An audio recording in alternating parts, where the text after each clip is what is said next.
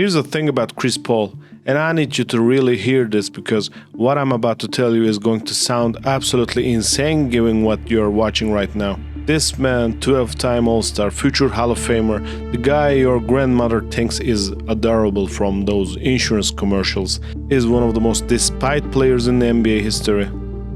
Not by fans necessarily though, we'll get there, but by the people who actually had to play with him, coach him and referee his games. And before you click away thinking this is just another hater piece, let me be clear about something.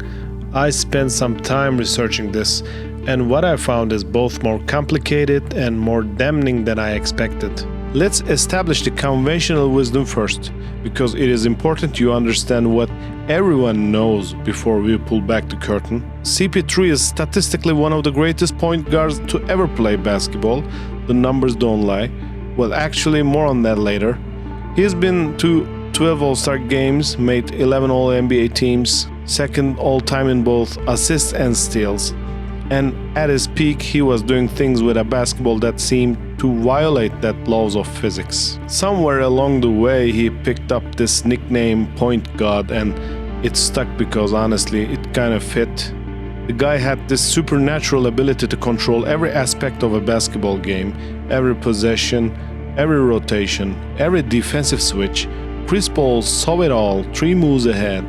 In the public image, pristine, family man, president of Players Association, the face of State Farm, the guy who mentors young players and gives thoughtful interviews about the right way to play. But wait, here's what started to bother me, like a splinter in my brain I couldn't quite reach.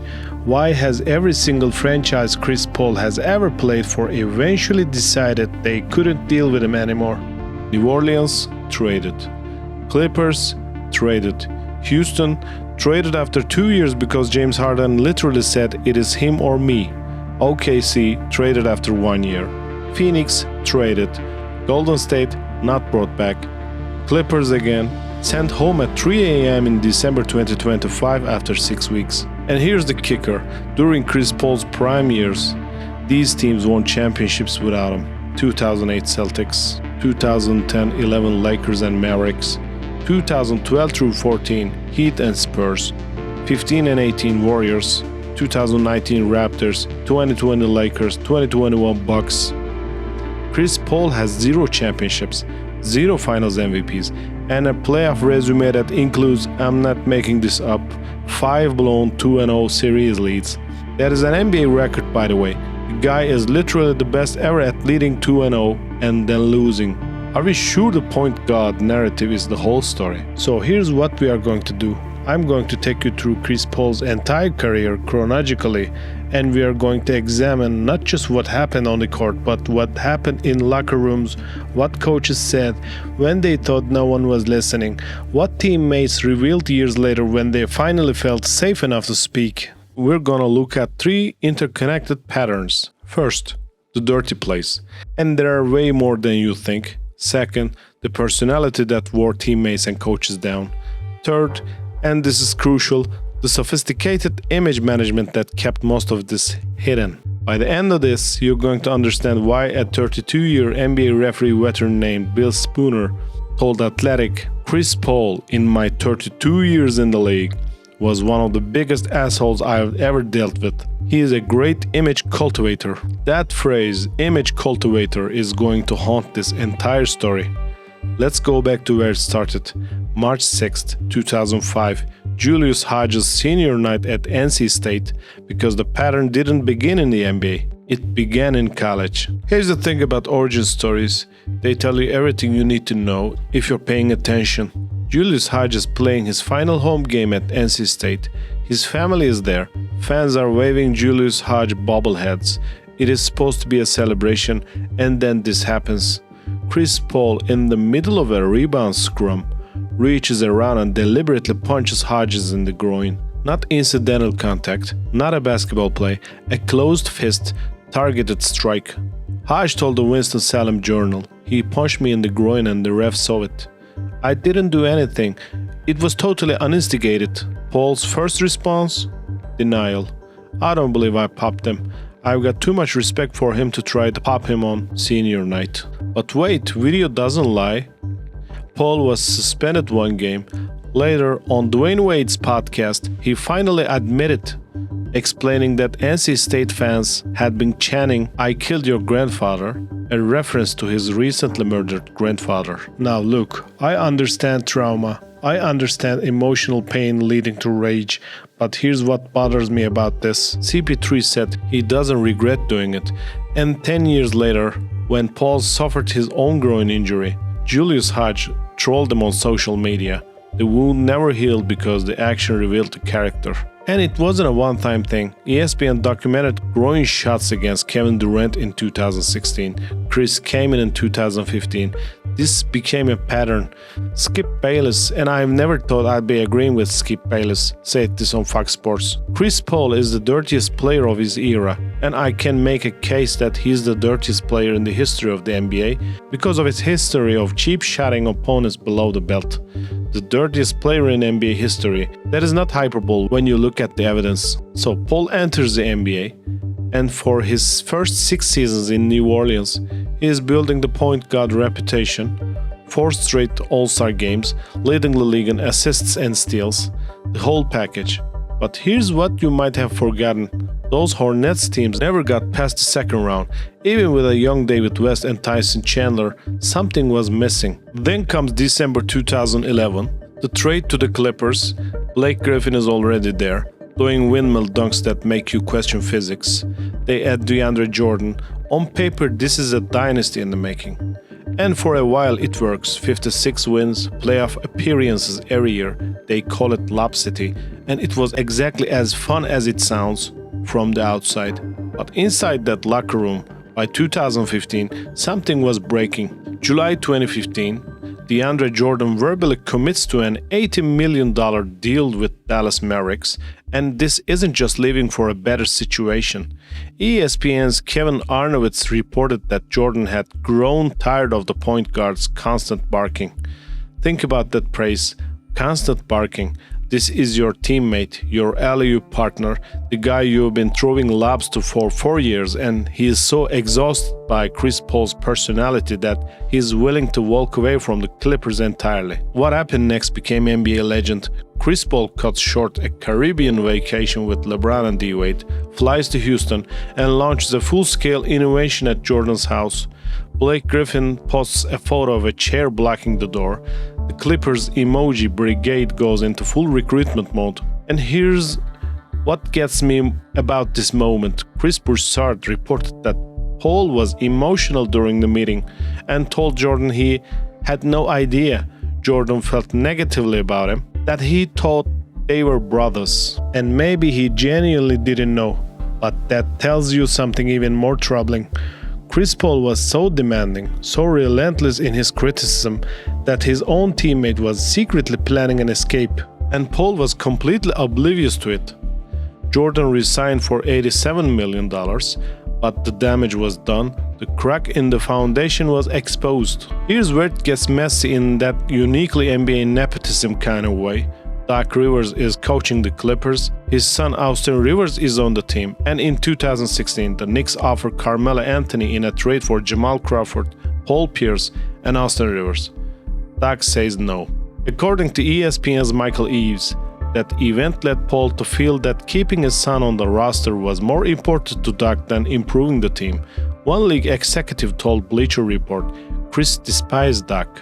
Fast forward to December 2025, after Paul's second Clippers stint implodes, and Austin Rivers, who played with Paul, finally speaks openly. I've played with Chris Paul, so I know how Chris is. He ain't easy to deal with. Chris is very demanding. It is not nice sometimes either. His personality tends to rub people the wrong way. Not nice sometimes. Rubs people the wrong way. This is coming from someone who defended Paul for years. May 14, 2015, Clippers lead the Rockets 3-1 in the series. Game 6 at Staples Center. They're up 19 points during the third quarter, 13 entering the fourth. Championship window is wide open. The Clippers shoot 4 of 22 in the fourth quarter. Josh Smith, Corey Brewer, role players combined for 38 points in the game, including 29 in the fourth quarter to complete the comeback. The Clippers lose Game 7. Doc Rivers becomes the only coach in NBA history to blow up multiple 3-1 series leads. 2012 lost to Spurs in conference semifinals. 2013 lost to Grizzlies in the first round, blew 2-0 lead. 2014 lost to Thunder in conference semifinals. 2015 lost to Rockets in conference semifinals, blew 3-1 lead. 2016 lost to Trailblazers in the first round, blew 2-0 lead. 2017 lost to Jazz in first round. 6 straight playoff appearances, 0 conference finals. The talent was there. Blake Griffin, peak DeAndre Jordan, Jamal Crawford, JJ Redick, championship caliber pieces. So what was missing? By 2017, when Paul told owner Steve Ballmer that Doc Rivers contributed to his departure, everyone knew the truth. Lob City was over, and it had failed not because lack of talent, but because something corrosive was eating it from the inside. So Paul forces his way to Houston in 2017, and on paper this makes perfect sense. You pair an elite point guard with an elite scorer, you surround them with shooters, and Mike D'Antoni's system should turn this into an offensive nuclear weapon. Year 1, 6-5 wins, best record in the NBA. They take a 3-2 lead on the Warriors in the Western Conference Finals. Game 5, CP3 strains his hamstring, misses the final 2 games. Game 7, Houston leads by 15 at halftime, and then they set an NBA playoff record by missing 27 consecutive 3-pointers. 27 straight misses. They finish off 7 of 44 from 3, that is 15.9%. According to 538, the odds that shooting drought were in 1 in 72,000. The championship window closes and the partnership immediately starts to rot. During the 18-19 season, Chris Paul and James Harden reportedly went nearly 2 months without speaking to each other, not arguing, just complete silence, in the same locker room, on the same team, for 2 months. Shams Charania reported the core issue. There was a clash of styles brewing throughout the Rockets season, with members of the team, most notably Paul, having spirited discussions with Mike D'Antoni about the offense and pushing for more movement.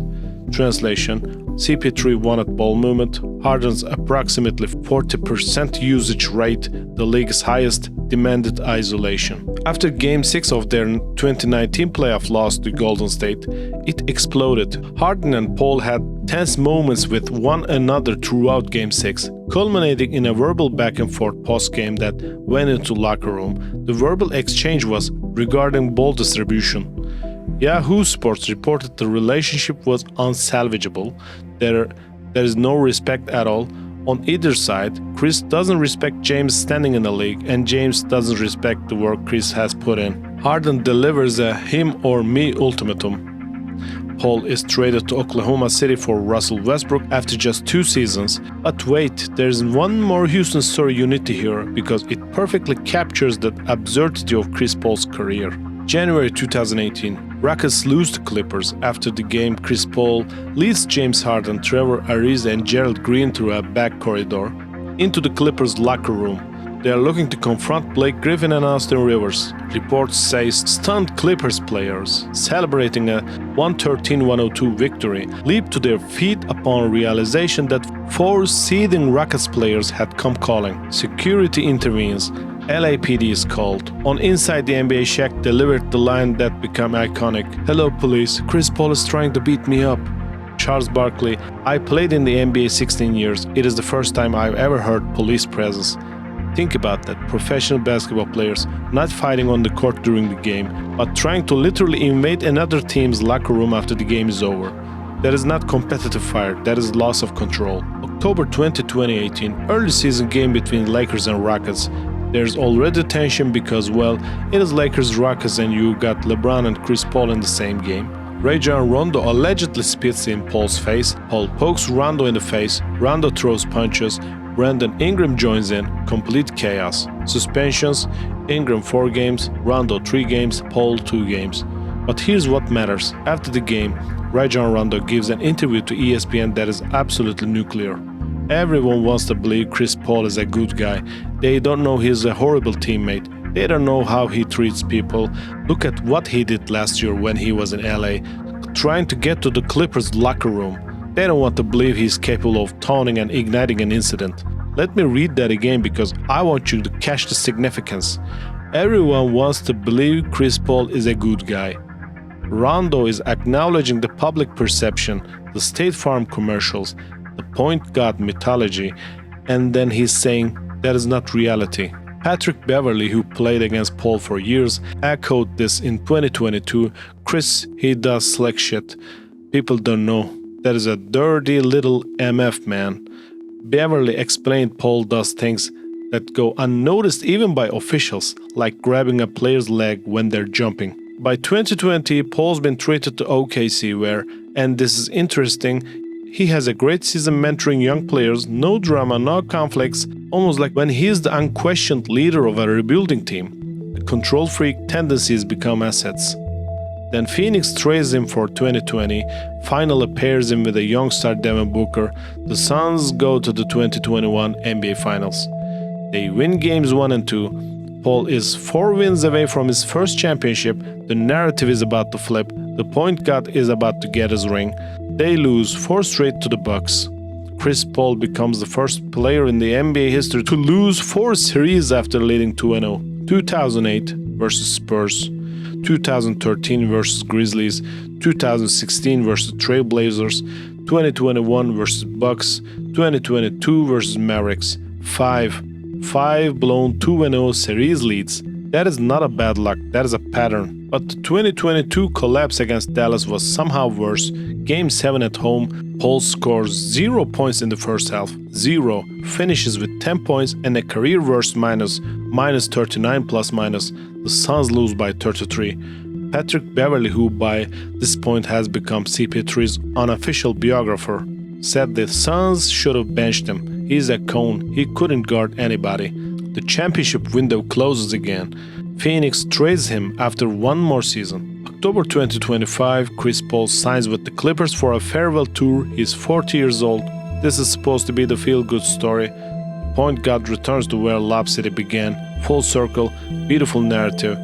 It lasts 6 weeks. December 3, 2025, approximately 3:40 a.m. Eastern Time.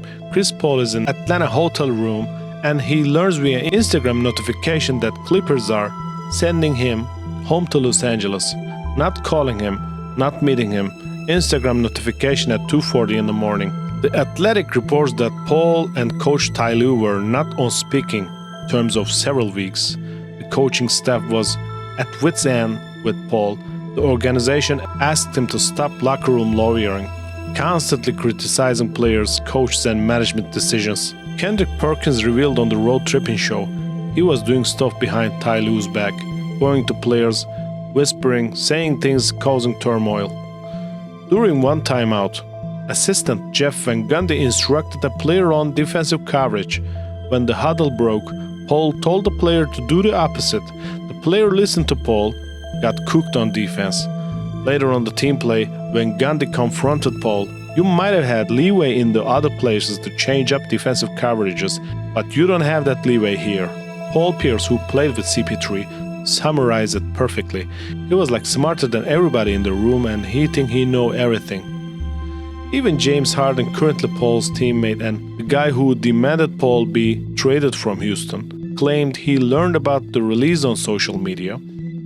But reports indicated Harden was not in favor of Chris Paul joining Clippers from the beginning. His former antagonist didn't even want him on the team. Let's zoom out for a second because I want you to see the full pattern. New Orleans, 2015-2011, 6 years, traded.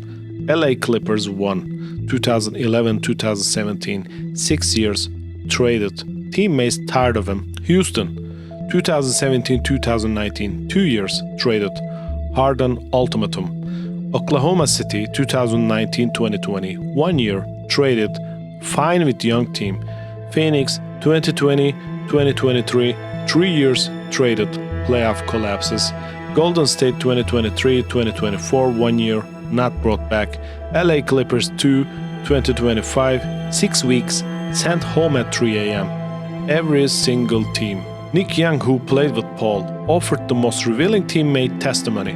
I hated when I played with Chris Paul. He would pass it to you at the last minute. He never wanted that turnover.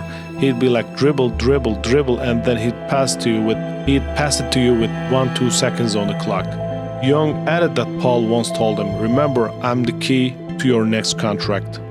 Think about the psychology of that statement, the manipulation, the power dynamic. Even JJ Redick, who became a close friend, admitted the arc of our relationship is very interesting, from going to a decade plus of quite literally hating each other to feel like he's a part of my family. A decade of hate had to overcome. And here's what I keep coming back to. Talent is not the issue. Chris Paul is legitimately one of the most skilled point guards in NBA history. The basketball IQ is off the charts. The court vision, the passing, the defense at his peak, it's all real. Marcellus Wiley nailed it in on FS1. He's a barker. Kobe Bryant was a barker, and no one liked playing with Kobe Bryant, but Kobe Bryant was a 5-time champion that made you swallow your pride and take that barking. Here's Chris Paul. Chris Paul is a barker, but on the same team, when you say it is time to swallow my pride and deal with this, oh wait a minute, you ain't won jack. Basketball is a team sport, and being a great teammate requires more than skill. It requires humility. It requires the ability to let other people lead sometimes. It requires not punching people in the groin when you're angry. Magic Johnson wasn't just skilled. He made teammates love playing with him. Isaiah Thomas wasn't just talented. He made bad boys' chemistry work. John Stockton wasn't just a point guard. He and Karl Malone had one of the longest partnerships in NBA history. CP3 had the talent. He lacked the wisdom to know that basketball is played by human beings, not chess pieces. And maybe that is the real reason every team moves on. Not because of the dirty plays, though those matter. Not because of the flopping and complaining, though that is exhausting. But because somewhere along the way, Chris Paul forgot that the point guard title requires not just controlling the game, but elevating the people around you. Thanks for watching. If this changed your perspective on Chris Paul, or if you think I got it completely wrong, let me know in the comments. And if you're a former NBA player who played with or against CP3, I'd love to hear your stories. Because in basketball, just like in life, the truth usually sits somewhere between the highlight reel and the locker room whisper.